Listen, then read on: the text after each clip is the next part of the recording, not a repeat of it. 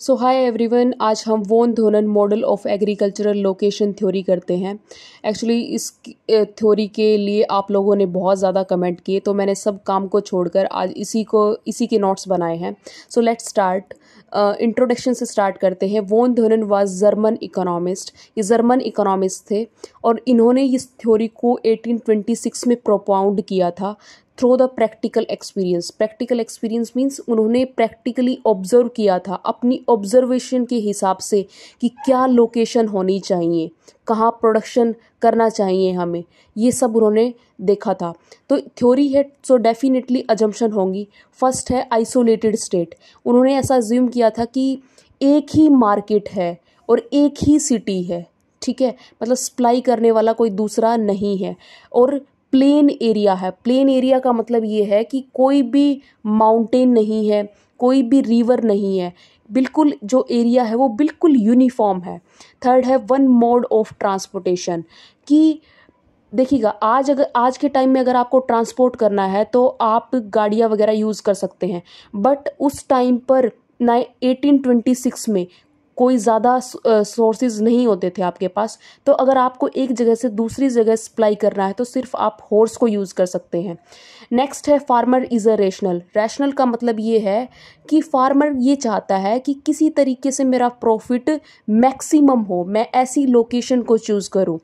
Next है transportation cost directly related to distance.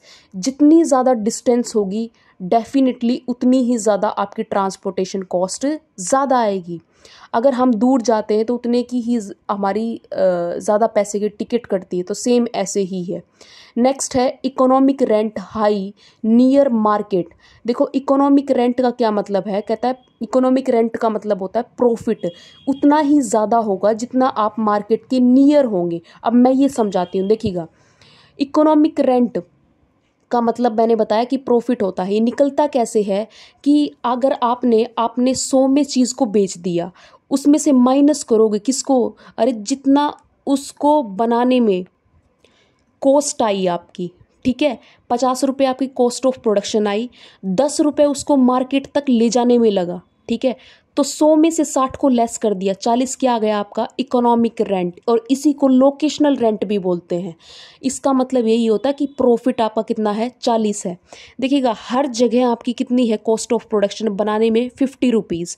मैंने ये कहा कि इकोनॉमिक रेंट मार्केट के पास सबसे ज़्यादा होता है, तो जितना ज़्यादा पास रहोगे, ये मार्केट है, जितना ज़्यादा पास रहोगे उतना ज़्यादा आपका प्रॉफिट ज़्यादा रहेगा। क्यों? क्योंकि ट्रांसपोर्टेशन कॉस्ट तो लग नहीं रही। आप जितना ज़्यादा दूर जाते जाओगे, जैसे फॉर एग्जांपल यहाँ तक तो आपका 50 से ऊपर कितना लगा, आपका 10 और ले जाने में ट्रांसपोर्टेशन कॉस्ट लगी तो 60 हो गई। अगर यहाँ मतलब दूर हो, शिफ्ट हो गए आप मार्केट से, तो इसका क्या है, और ज़्यादा ट्रांसपोर्टेशन कॉस्ट, और ज़्यादा ट्रांसपोर्टेशन कॉस्ट। 50 में ये 30, 50 में फिर 40, फिर आपको ऐसे बचेगा क्या, ठीक है, आपको क्या प्रॉफिट होगा। तो इसीलिए आप यहाँ पे पास में सेट हों। क्लियर है, आप पास में सेट हों तभी आपको अच्छा खासा प्रॉफिट होगा। उसके बाद है crop intensity theory. Crop intensity decrease when distance increase. कहता है क्रॉप इंटेंसिटी आपकी डिक्रीज हो जाएगी जब डिस्टेंस इंक्रीज होगी। देखो मैं समझाती हूँ। देखिएगा, ये आपका क्या है, सारा प्रॉफिट है इस साइड, ठीक है। इंटेंसिव कल्टीवेशन और एक्सटेंसिव कल्टीवेशन क्या होता है, देखो, इंटेंसिव कल्टीवेशन वो होता है, इंटेंसिव फार्मिंग वो होती है जिसमें हम 2 या 2 से ज़्यादा क्रॉप को उगाते हैं एक साल में, पर उसको उगाने में उतने ही ज़्यादा मनी और इनपुट लगता है, ठीक है। अब मनी और इनपुट लगता है तो इंटेंसिव फार्मिंग देखो आपको हमेशा मार्केट के पास करनी चाहिए। मैंने बोला कि जब मनी ज़्यादा लगती है इसमें और इनपुट ज़्यादा लगते हैं, और ऊपर से मान लो आप दूर करने लग जाओ इसको, तो ट्रांसपोर्टेशन कॉस्ट और ज़्यादा लग गई, तो फिर आपको क्या बचेगा, ठीक है। तो कहता है intensive cultivation is more suitable near market. पहले ही मनी और इनपुट ज़्यादा लगते हैं इंटेंसिव कल्टीवेशन में, दूर जाएंगे तो ट्रांसपोर्टेशन कॉस्ट और बढ़ जाएगी। क्लियर है, तो इसलिए आपको बचेगा नहीं कुछ भी। क्लियर है। एक्सटेंसिव कल्टीवेशन वो होता है जिसमें हम साल में 2 क्रॉप से कम उगाते हैं, क्लियर है, इतने ज़्यादा इनपुट भी नहीं लगते, तो इसीलिए देखिएगा ये प्रॉफिट भी इसका कम ही होता है, ठीक है। और इंटेंसिव कल्टीवेशन में आपकी यील्ड ज़्यादा होती है, मतलब उपज ज़्यादा होती है, तो आपका प्रॉफिट भी उतना ही ज़्यादा है। क्लियर है, ठीक है।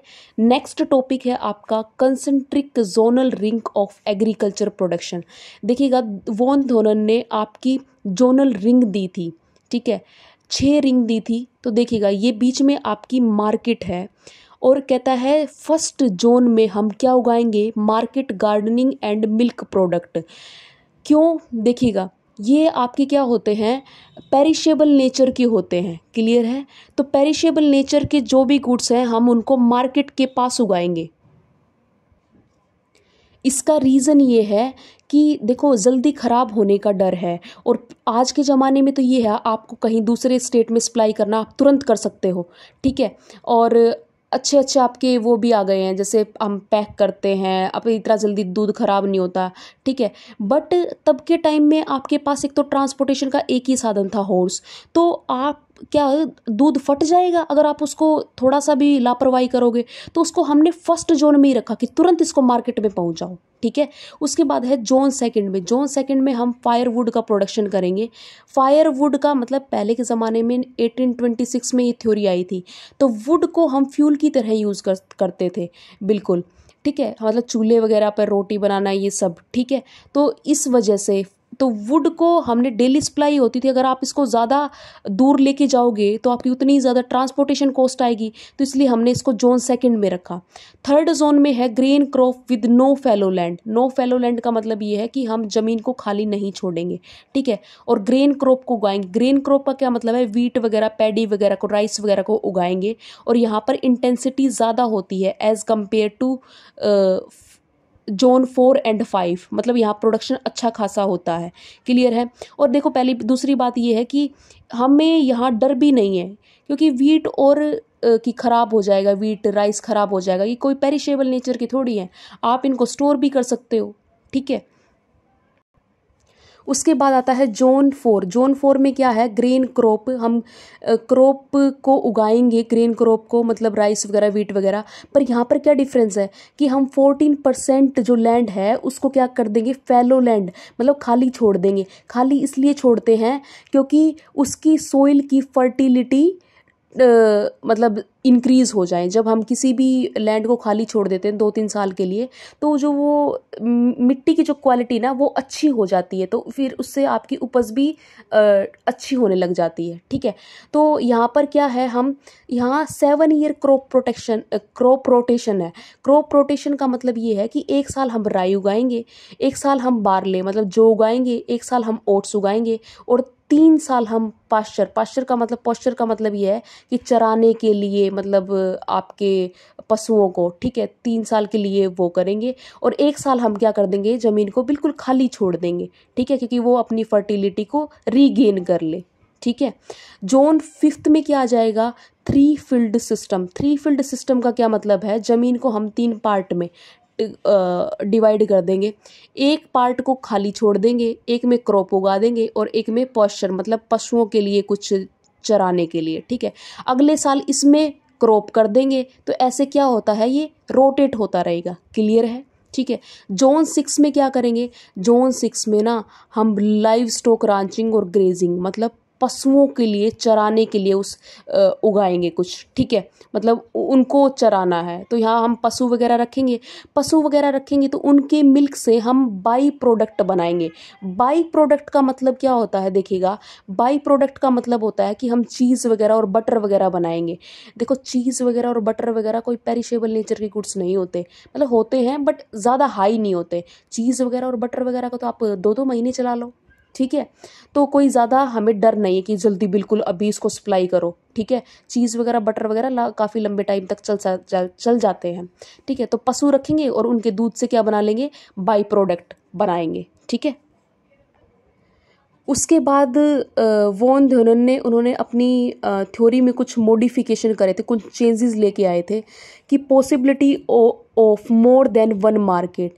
कि मोर देन वन मार्केट की मतलब एक से ज़्यादा मार्केट आपकी हो सकती है, स्मॉल टाउन भी कोई भी आपका सेट हो सकता है, ठीक है। उसके बाद उन्होंने कहा था कि इंट्रोडक्शन ऑफ रिवर। अब तक देखो अजम्पशन क्या थी कि हमारा जो पूरा एरिया है वो क्या है, यूनिफॉर्म है। कहता है अगर रिवर आ जाए, ठीक है, एरिया में मतलब इंट्रोड्यूस हो जाए तो क्या हो जाएगा, देखो लिसन केयरफुली। कहता है आप जोन 2 को एक्सटेंशन कर सकते हो। जोन 2 में क्या था आपका कि हम किसका प्रोडक्शन करते हैं, वुड का प्रोडक्शन करते हैं। तो कहता है आप अब ज़रूरी नहीं है कि वुड का प्रोडक्शन आप जोन सेकंड में ही करें। क्यों?